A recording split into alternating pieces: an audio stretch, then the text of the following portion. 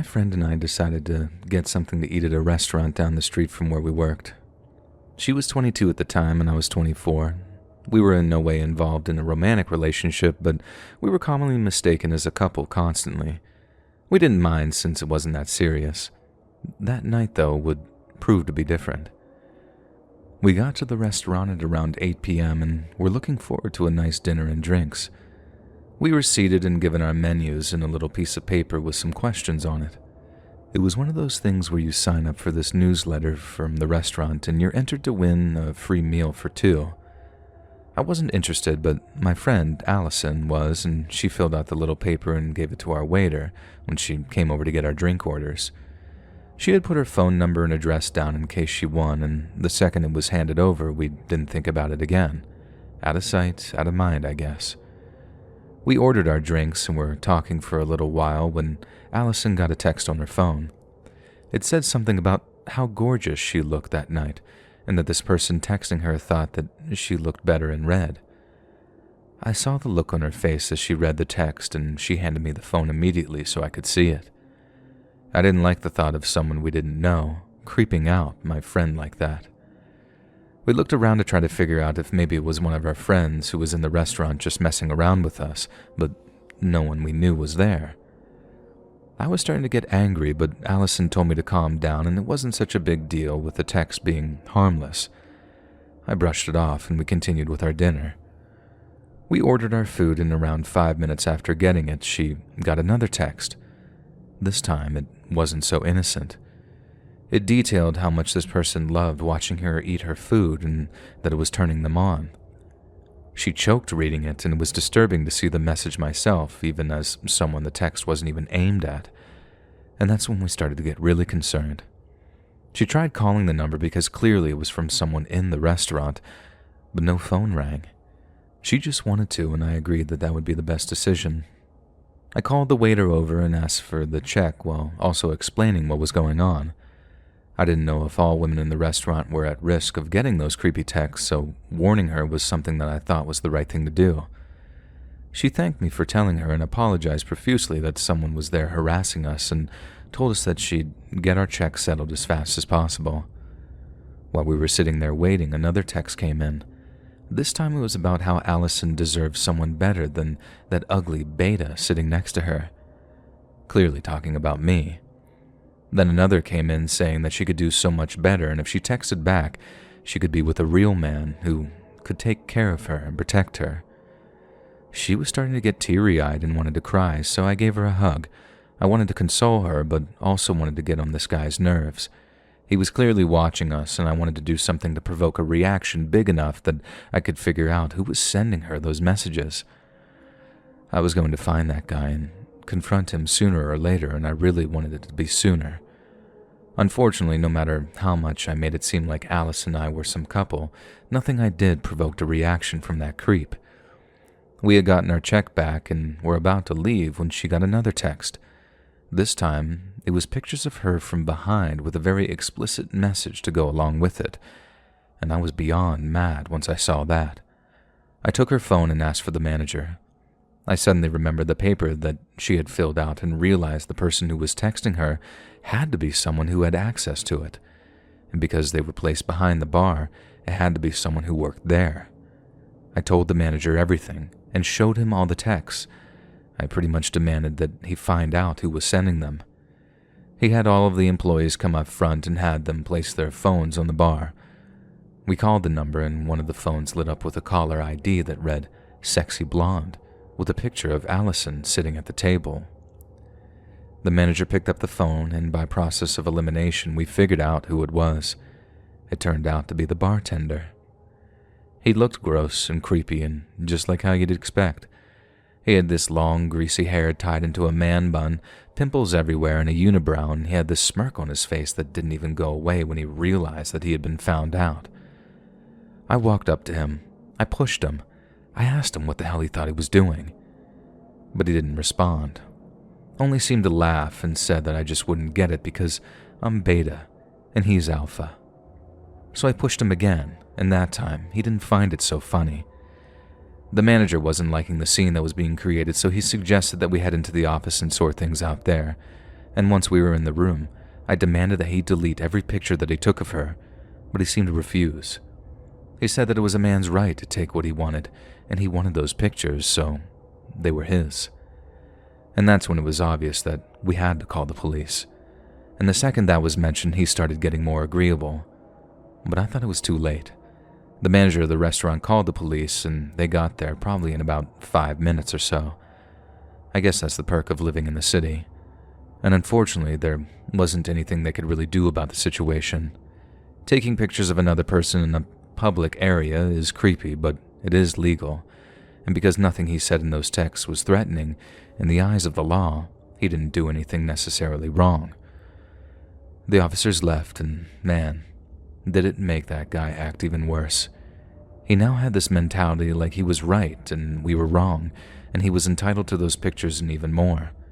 He started telling Allison that he'd get her one way or another and one day she'd be his, and I wanted to beat him up right there, but didn't want to be the one going to jail that night. And I really do wish I could say that there was a good outcome of what had happened, but not much was done. He was fired, which obviously was a step in the right direction, but I wish the police would have done something. He didn't text Allison again, which we were both relieved about. It's just sad that people have this mentality where violating someone's sense of security is not only okay, but they're right. Let's get one thing straight here, though. You're not an alpha, taking what you think is owed to you. You are just a creep.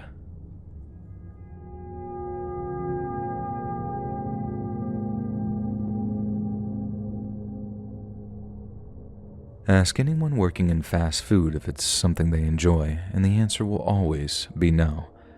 Their reasons might not be as concerning as mine, but the opinion is usually the same. I was 20 years old and had just gotten a job at a local fast food place. It wasn't one of those chain restaurants, so that also meant that it wasn't run very well. Only on my third day, I was left alone after 8 p.m. to close the restaurant by myself. I didn't like the feeling of being there alone, but it was a pretty small town, and there was only 3 hours left on my shift. I was waiting at the counter for someone to come in and order something, but no one came in for at least an hour after being there alone. I heard the door open, and the bell that was hanging on the handle started to ding. I looked up from my phone, and my heart dropped just a little. Standing only a few feet away from me was a very large, very disheveled, seemingly homeless man. Now don't judge me for being scared.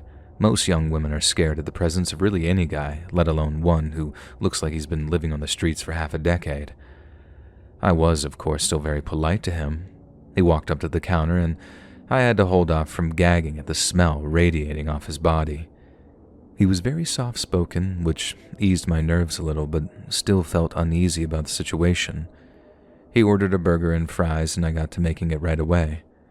As I walked the couple of steps back into the kitchen, he must have taken notice that I didn't call the order out for anyone else to make it. "Are you here alone tonight, sweetie?" And my whole body lit up with chills. I told him of course I wasn't there alone and that my coworkers were just having a smoke break out back. But he didn't buy it, though. "Really? Because I was just back there and there's nobody back there. Don't lie to me, darling."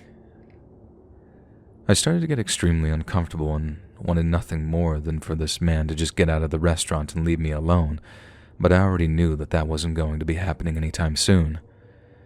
Thankfully, just as the homeless man began approaching the counter again, a woman and her 2 kids walked in. When he saw them, he stepped back and sat down at a table that had direct line of sight into the kitchen. I guess he wanted to make sure that he could see me at all times, and let me tell you, having his eyes constantly on me did not feel good. I was thoroughly terrified and creeped out, but he hadn't done anything wrong, so I couldn't ask him to leave. The woman ordered food for herself and her children, and I was praying the whole time that she'd just get it for dine-in, but I guess I just couldn't be that lucky. She got it as takeout, and I know it wasn't the best thing to do, but I spent as long as humanly possible making her food. I finished the man's food first and called his name to pick up from the counter. He rushed over so he could get to it when I was still close, and he did something so gross that I really can't tell you the reason. Just as I was setting the tray down on the counter, he leaned over it and breathed heavily in my face. This time, I could not suppress the gag. In fact, I started dry heaving. He wasn't even offended, though. He actually kind of smirked like he was happy about what he did and that it was somehow an attractive thing. The woman asked if I was okay, and I told her I was fine. I knew I didn't want her to leave, but there was nothing I could really do to get her to stay. I got her food bagged up, and with a call of her name and thanking her for her visit, she was out the door and gone. Alone again, aren't we? I backed away from the counter when I noticed the man approaching it yet again. He smiled this wide, creepy smile, and I hated every second of it.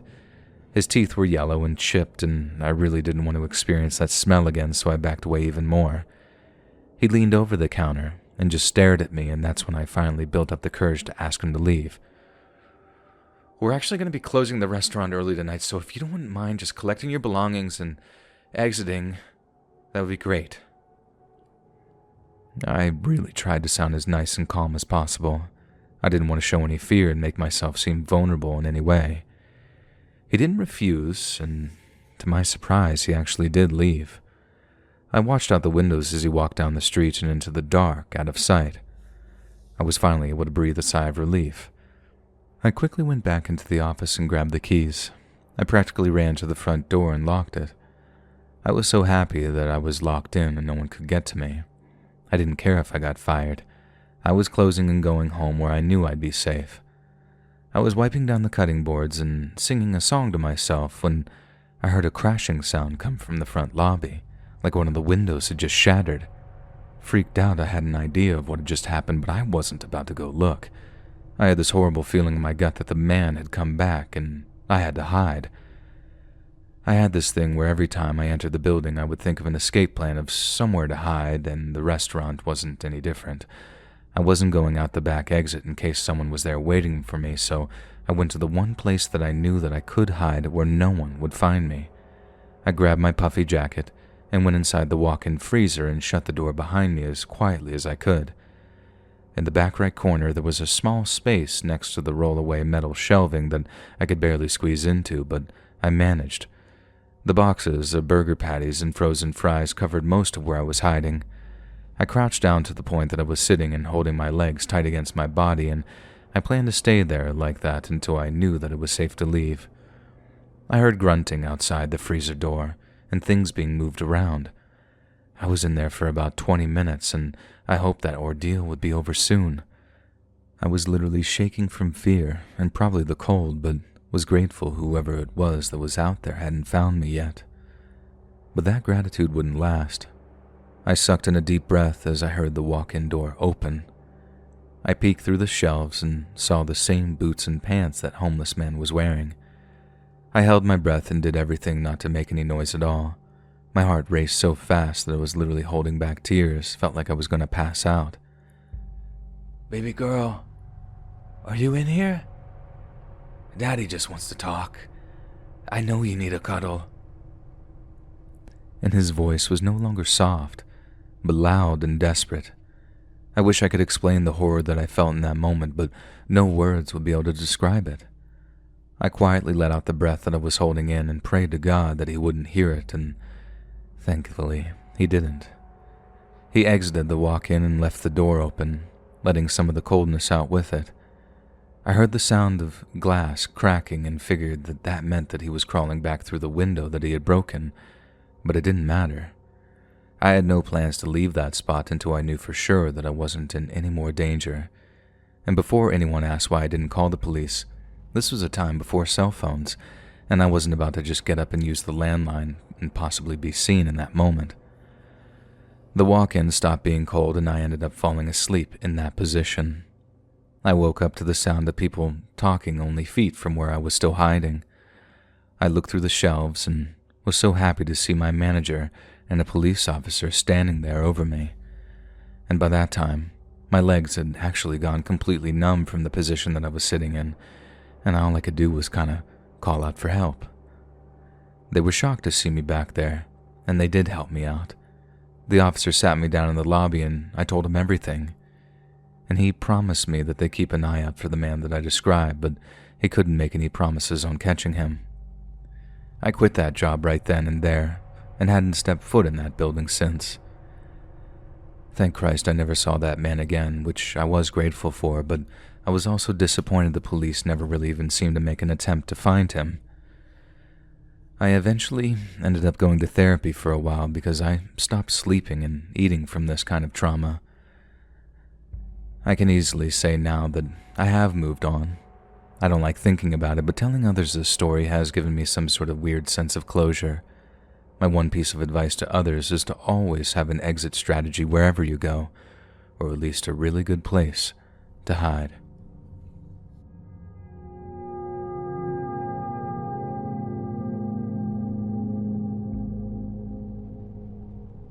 I've worked with some crazy people in the food service industry, but no one can compete with the guy I'm about to tell you about.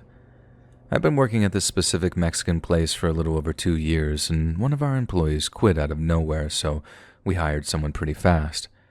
It probably would have been better to get someone with a little more experience, but I was also involved in the hiring process, and he seemed fine. We needed someone quickly, and we only had one applicant. He started his shift the Saturday after his interview, and because it was busy during the lunch rush, we had him do dishes. There was no time to train him to cook that day, and this may seem weird to other people who work in a restaurant, but at ours, we don't have someone who only does dishes. We all help out with them when anyone has a free moment. The only problem with that was that the new guy, David, absolutely despised doing dishes. I do get it though. It's not fun and no one likes that part of the job, but he made sure to let everyone know just how angry he was. He'd stand in the back doing dishes and then slam them down in the sink and throw them onto the shelf, to the point where the noise had started to actually scare the customers. He was asked to stop, and he did for around 30 minutes, and then went back to throwing the dishes around and cussing about how much he hated his life. It was incredibly cringe, but we needed the help, so we couldn't afford to fire him over getting frustrated. This particular day, I decided to sit outside to eat my lunch, and where I was sitting faced the parking lot. I don't think David realized that I was sitting outside because when he went out to take his smoke break, he opened the front door of the restaurant, slammed it closed behind him, and then made a gun shape with his hand and shoved it in his mouth and acted like he was shooting himself in the head. And then on his way to his car, he started yelling to himself about how much he hated this place. My mouth was just hanging open at the sight of this guy having some tantrum like he was a big baby. And it only got worse, though. His car was facing directly where I was sitting, so I got to watch him as he got inside his car and slammed the door, and then proceeded to scream, thrash around, and slap himself in the face for around 3 minutes straight. The worst part is, I'm not even exaggerating, this guy was nuts, and I felt like it was on something. I went inside and told my coworkers about it, and one of them said that he wasn't even surprised. I was confused and asked her why, and she said that she had worked with him at another restaurant a couple of years earlier, and that he had been fired for that kind of behavior, and that I should be careful and do what I could to avoid him in the meantime. It was concerning, so I went to the owner, who basically said that it is what it is, and if he's not hurting anyone, he wasn't just going to fire him. I think his exact words were, "We all have bad days." This was worse than a bad day, though. It ended up being a horrible and disgusting 2 months working with this man. He started training to be a line cook around 2 weeks after he started working with us. I thought that was kind of gross considering that he had some of the worst hygiene I'd ever seen. He reeked of cigarettes, had the longest hair, and horribly disgusting long and dirty fingernails that just seemed to get worse as the days went by. It was so bad, his nails would pop through his gloves constantly, and he didn't even care. He would only change them when someone else noticed and actually asked him. The things I've mentioned so far don't seem that bad, but it's what he did next that brought it to a whole other level. I got this feeling that he started to feel like he could do anything he wanted and wouldn't be fired since he got away with so much up until that point. We didn't have a large staff, so he was left alone to cook sometimes, and that's when we started getting a lot of complaints about the food. A lot of people would find hairs and say their food didn't taste right. We even had one guy tell us that he was 100% positive that there was spit in his beans, and let me tell you, it really looked like it. We were lucky enough to talk him out of calling the police and instead gave him a voucher for free food for 6 months. We decided it would be best not to leave David alone in the kitchen anymore, but That really seemed to upset him. He wasn't a team player at all. My manager was given the okay by our owner to do whatever it took to make him quit, basically just make his life miserable. We could have him fired, but I guess there's more paperwork involved when you fire someone. So David was told to do dishes all day, spray out the trash cans, clean the grease trap, scrub the floors, basically just all the gross stuff no one else wanted to do. I thought he was creepy and scary enough already, but the second we started giving him the gross jobs, he became almost evil. I'd bring him dishes and he'd just straight up yell at me that I was an idiot and even started making fun of the way I looked. I really didn't understand the hostility towards me, but whatever. I stopped interacting with him at all at one point. It became obvious when any of my coworkers had just been talking to David because they would come out of the back almost in tears. The guy was ruthless. The last day he ever worked with us, he did something so gross that we ended up having to get the police involved. He had cooked that day because one of our other line cooks called out. I was standing in front of the restaurant when he walked in and I noticed him holding a water bottle behind his back. It was filled with a yellow substance, but I figured maybe he had a drink powder or something in it. He went back and washed his hands, which was a shocker in itself because he usually had to be told to do that. I didn't see his water bottle after that. The day went on, and for dinner we had a special that was a broth-based soup. I was waiting tables and was confused when literally anyone who had ordered the soup complained that it tasted terrible. I told our manager, who tried the soup and agreed, and only when he said, "Ew, this tastes like piss," did I put two and two together. And I started screaming, "Oh my God," over and over again. I didn't even know what to say. Everyone was asking me what I was freaking out about, and when I looked over at David, he looked at me with wide eyes and mouthed the word, "No." They looked over at him when they saw my eyes dart over to him, and that's when he decided to try to make a break for it. The only problem was the way out of the kitchen was directly through us, so when he lunged forward, my manager just threw him to the ground. Finally, I was able to tell them what I saw, and there was zero hesitation to call the police. They arrived and quickly found the bottle David had brought in, and it was indeed full of his urine. He was arrested, and the soup was tested and unfortunately was tainted with his bodily fluid. The restaurant was closed for a while after that, and I just quit before it even reopened. I decided an office job was more suitable for me than that. David was charged with tampering of consumer products and was sentenced to 3 years in prison. I was actually glad that he got prison time, and honestly, I think he deserves it. Hopefully when he gets out, he's not someone I have to encounter, ever again.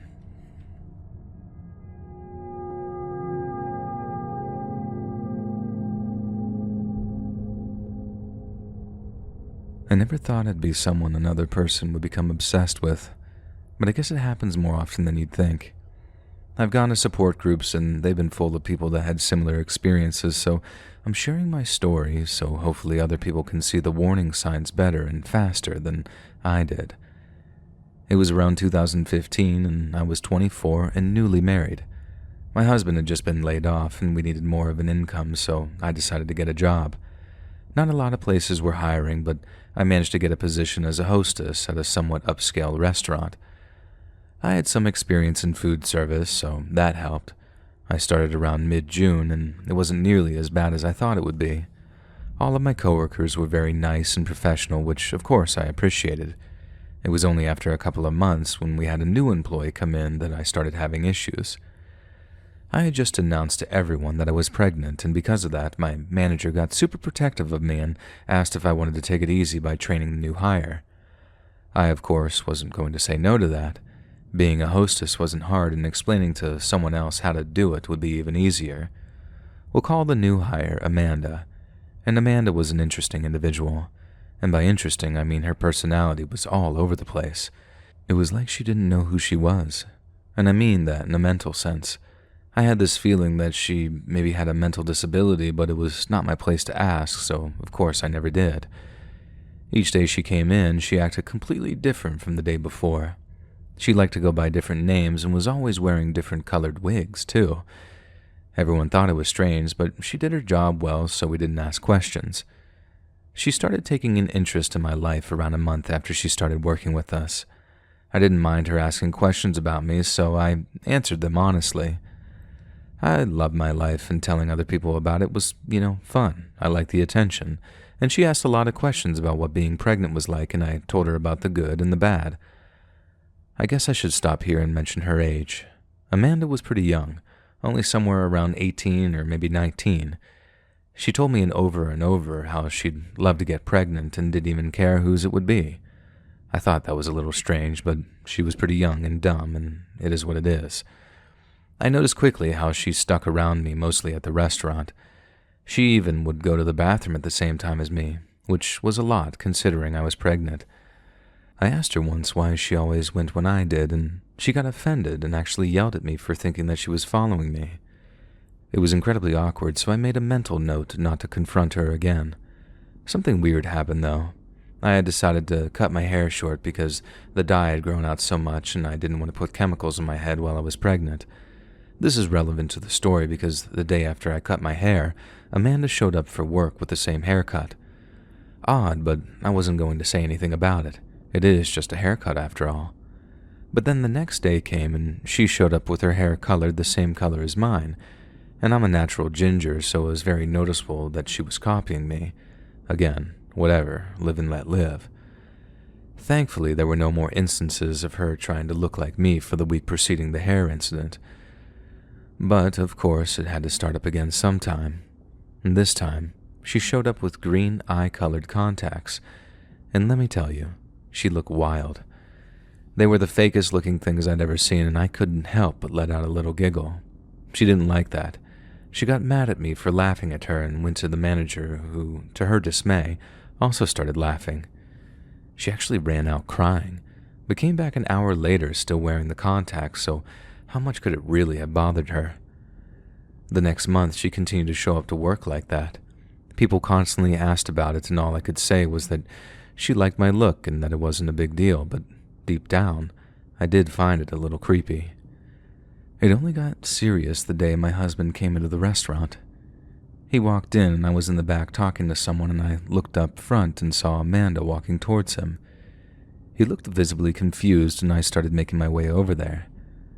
As I got closer, I heard Amanda calling him sweetie and was so utterly shocked to see her wrap her arms around him and pull him close to her. He shoved her off, and I asked her what she was doing, and she said nothing, only scoffed and walked away.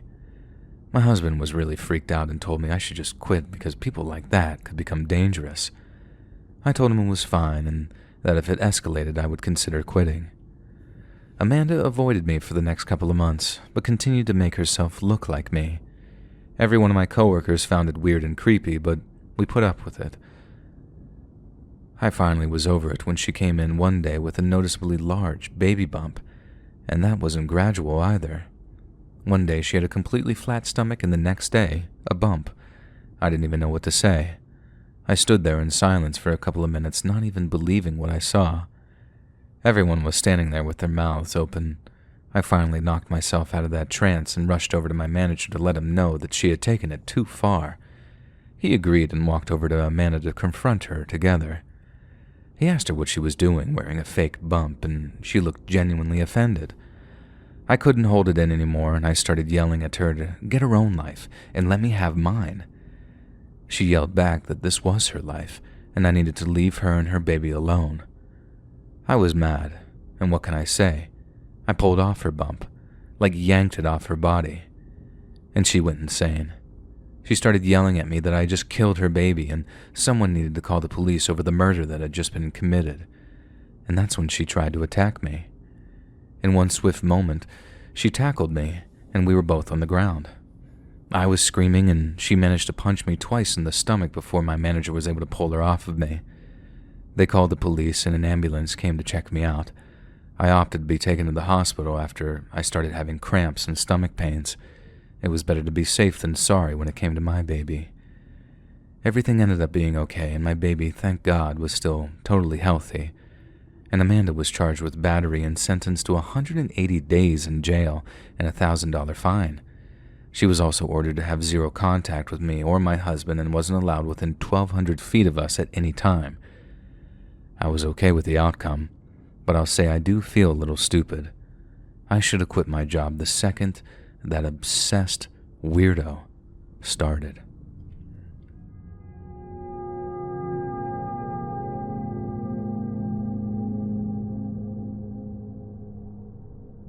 Having a gross and unprofessional manager in the food service industry is probably as bad as it can get.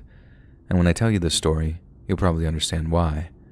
I was 16, female, and had been working at a restaurant for around 6 months. I got my work permit at 15 and a half and had been working since then. My first manager was great.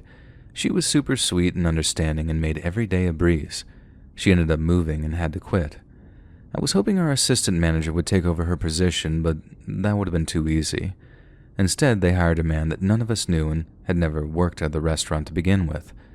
We were confused why he was chosen, but whatever. He showed up on his first day in clothes covered in stains and torn in different places. I thought a homeless man had just come in when I first saw him.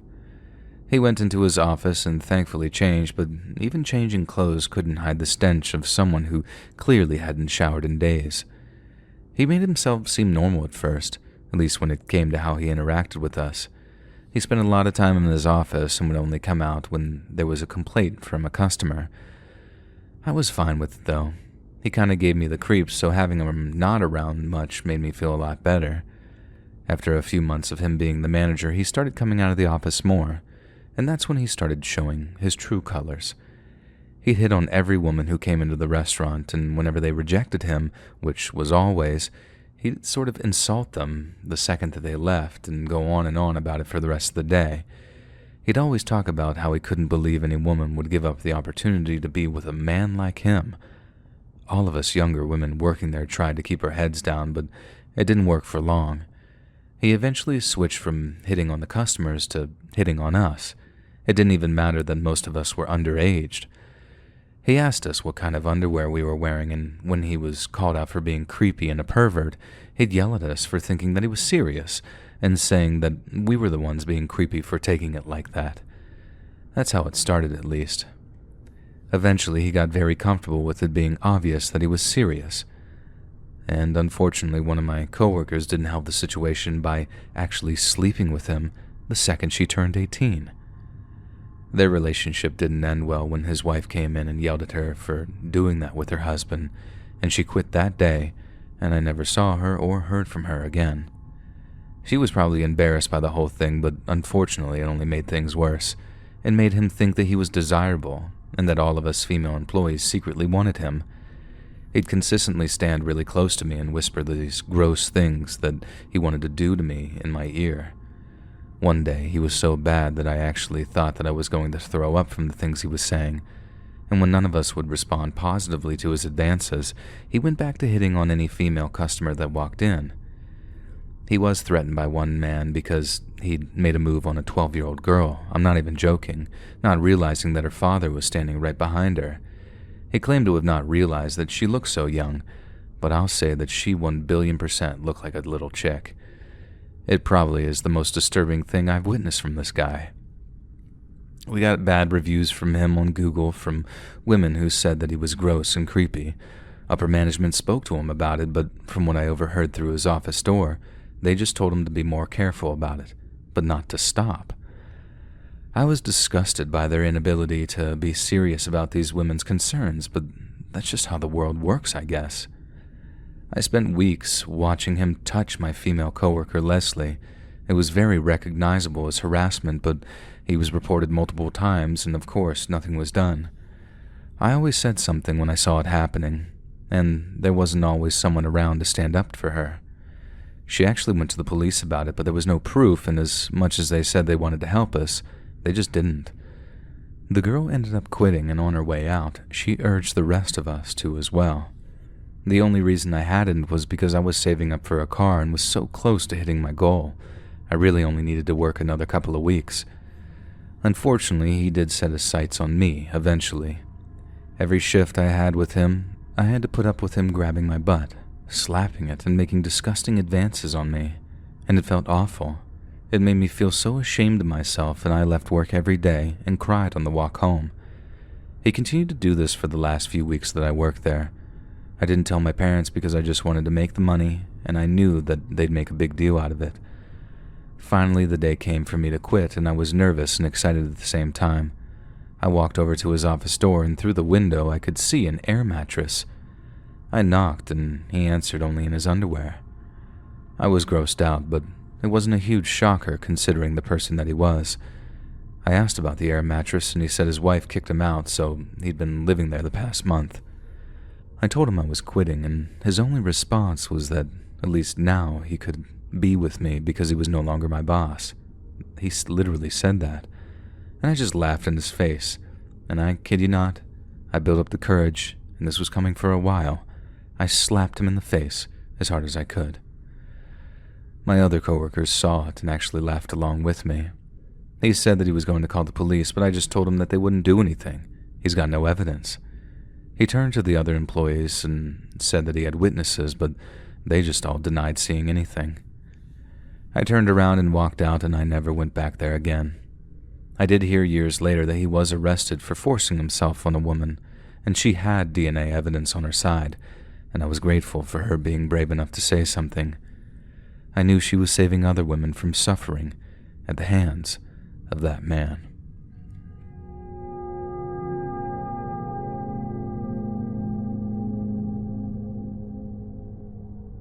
My mom had warned me not to work at a bar, but they were hiring and I had just turned 21, so the thought of working around alcohol all day seemed kind of fun to me.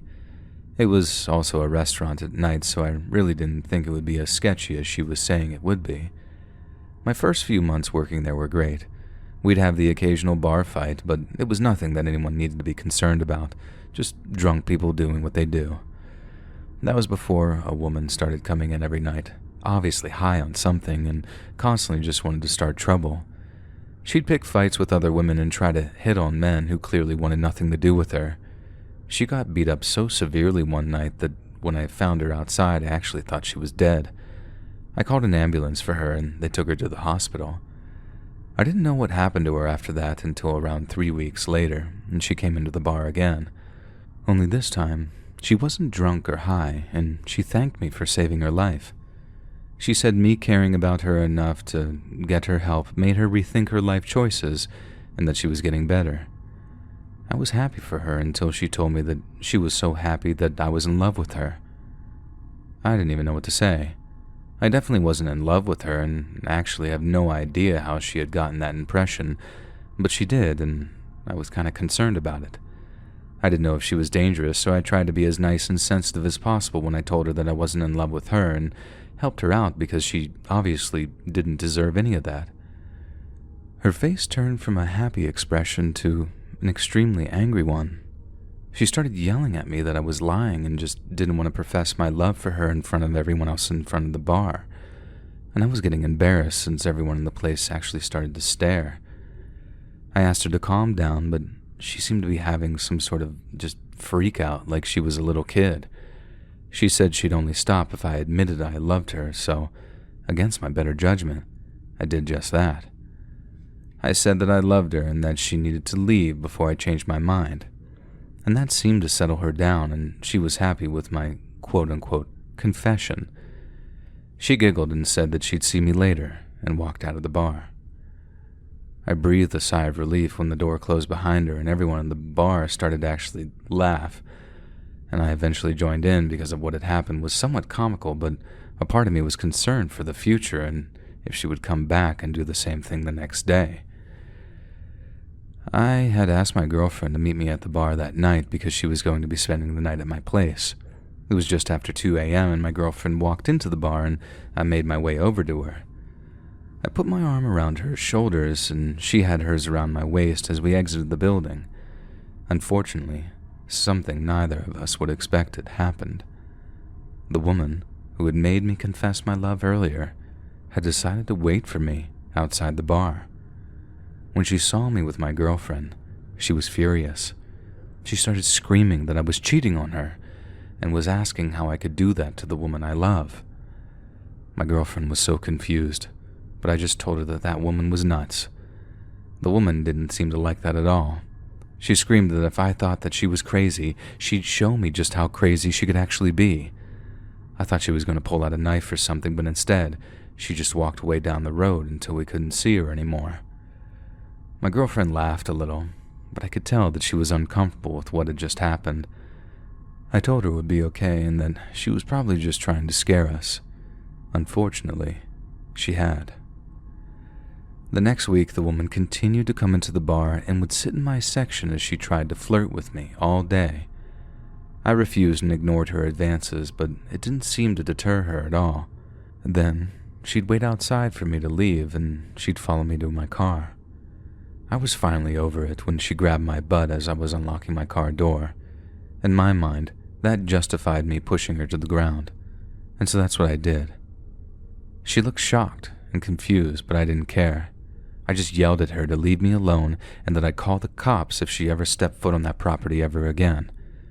I got in my car and I drove away as she still laid there on the ground. I didn't realize doing that would cause the problems it did, but you can't really predict what a druggie will do when you make them mad. A few days after that happened, my girlfriend told me that she had started seeing that woman around town and it was starting to freak her out. She felt like she was following her on purpose, and she feared that she was going to do something to physically hurt her.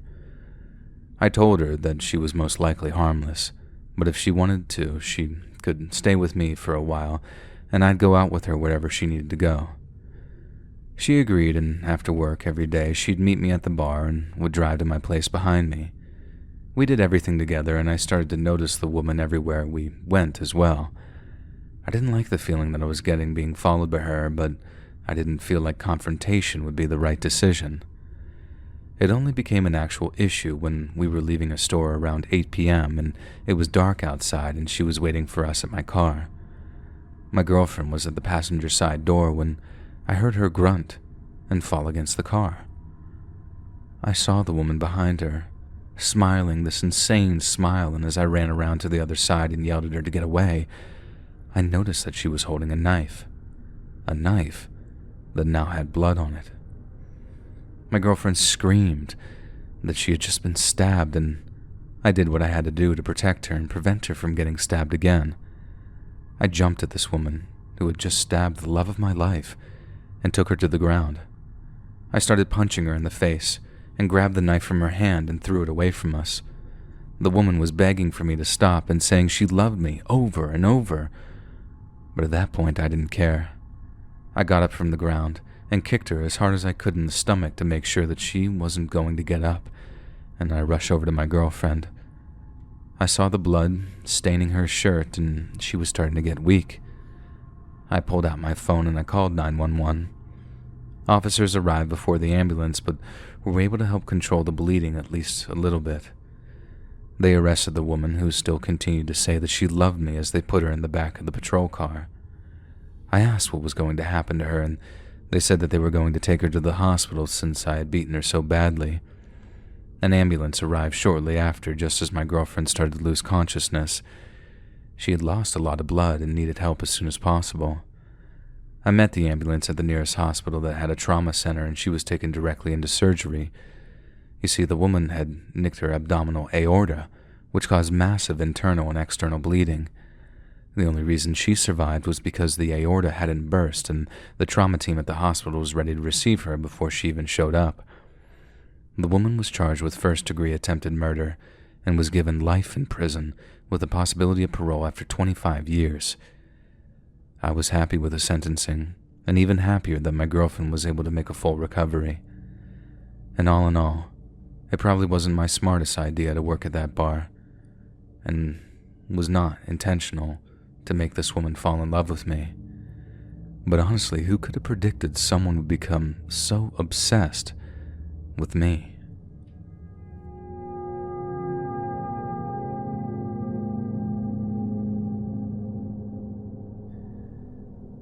My best friend and I decided to get jobs at the same place. It was this diner that had the look like it was from the 50s, even though it had only been open for a few years. We were excited to work together, but it ended up being the worst decision I ever made. The problems really stemmed from the fact that we were both incredibly competitive people. Both of us wanted to be the best employee, and it turned into a competition that actually made us hate each other. We were constantly trying to outdo one another, and I got tired of it quickly. I started dating one of our coworkers. His name was Jim, He was super sweet to me and I had a crush on him for quite a while. The problem was that I had no idea my ex-best friend, Tina, also had a crush on him. We hadn't spoken on a personal level for months, so there was no way that I would have known about it. But to be honest, in reality, even if I did, it probably wouldn't have changed anything. We hadn't been friends for a while. Jim and I were respectful when it came to showing our affection at work. We knew a lot of people didn't like PDA, so most of our affection on the job consisted of smiling, maybe winking at each other, that kind of thing. Anytime Tina saw this, she'd just kind of scoff and act like she was going to throw up. I thought she was just being childish and tried not to think anything of it, but it stopped being childish and turned into her doing everything she could to sabotage me every day at work. I knew she wanted to get me fired, but her obsession with it got way too excessive. Scheduling was handled by our district manager. I had a very specific schedule set up because I was taking some college courses a few days a week.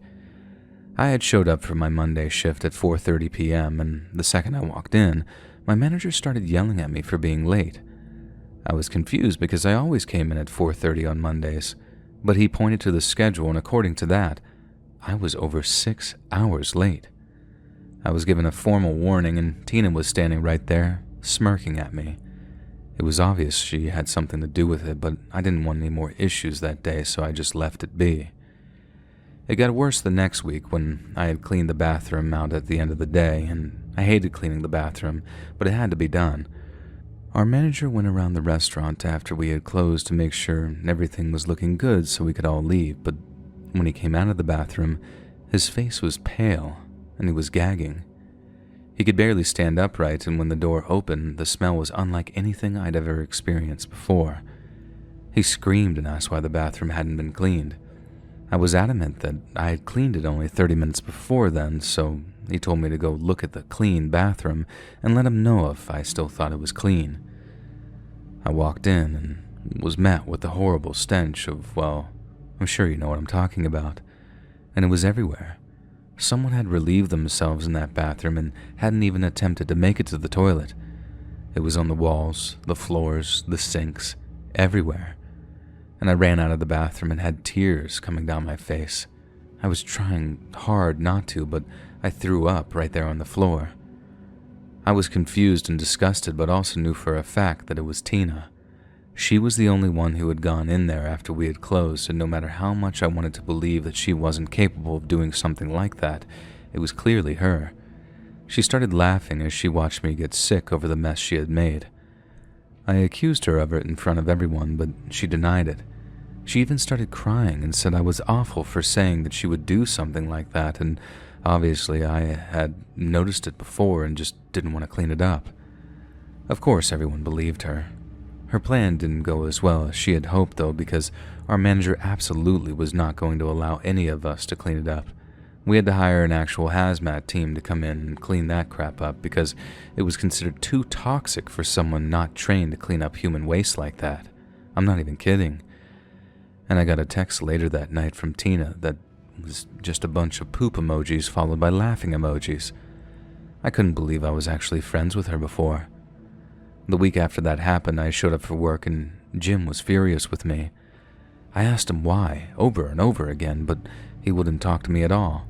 I opened my locker in the back, and inside was a printed-out picture of a screenshot apparently of me texting Tina and telling her I had cheated on Jim.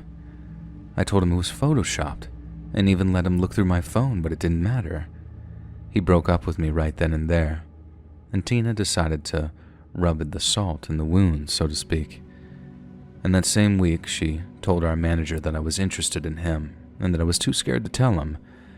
This, of course, wasn't true, and all it did was make for the most uncomfortable day of my life any time I walked over to him. He made sure to stand almost 5 feet away from me at all times. I didn't know why and finally asked him and was shocked to hear that he thought I wanted to start a relationship with him. I told him it wasn't true, but clearly he didn't believe me. Tina also started rumors with our other coworkers saying I was talking behind their backs and saying awful stuff about them. She made everyone at the restaurant despise me, and no matter how much I wished I could tell you that this was a happy ending, it just wasn't. I was fired only 2 months after putting up with Tina's antics. I told our manager that it was her who was behind everything and that I was a good employee, but he just told me that I should get help for my obvious mental issues. I turned in all of my work clothes and didn't even bother saying bye to everyone since they all hated me anyway. I ended up getting super depressed after that. No other place in town wanted to hire me because Tina had sent a mass email to most local restaurants telling them about what had happened at the diner. I guess a bad reputation, false or not, really does follow you. I ended up moving back in with my parents in my hometown a few states away and was able to find a job doing something I actually liked. Last I heard, Tina still worked at the diner, which does make me feel a little bit better knowing she's probably not happy. As for me, I'm relatively happy, but still getting very paranoid when making friends at work. I just really don't want to meet another person like Tina and have to go through that all over again.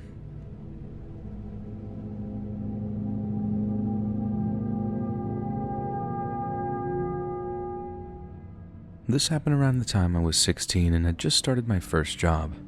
It was a breakfast place that was open all hours of the day and was around 20 minutes from where I lived. I'd been working there for around a month when I started noticing the same guy coming in every single day, and he always asked me to be the one to take his order.